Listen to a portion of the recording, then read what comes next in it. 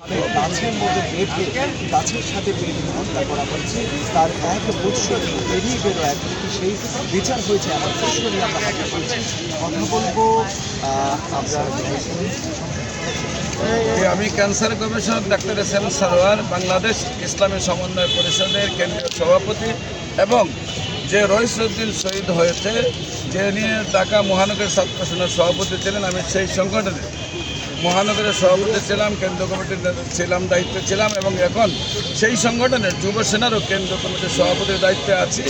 বিশেষ করে আমি বলবো যে হাফেজ রইসউদ্দিনের বিচারের জন্য আমরা প্রথম যে তার প্রতি তার মামলা নিয়ে গেছি থানাতে, সেইখানে গাজীপুরে আমাদের বাংলাদেশের বিশিষ্ট নেতৃবৃন্দকে নিয়ে যাওয়ার পরেও থানায় আমাদের মামলা করেছি।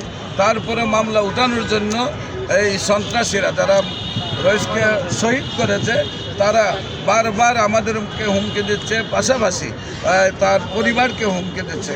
কিন্তু অত্যন্ত দুঃখের বিষয়, এই পর্যন্ত রইসের পরিবারের দায়িত্ব কেউ নেই। দায়িত্ব নেওয়ার জন্য বাংলাদেশ ইসলামী ফ্রন্টের মান্যবর মহাসচিব মহোদয় উনি গিয়েছেন, এবং তাদেরকে তার সংগঠনের পক্ষ থেকে তখন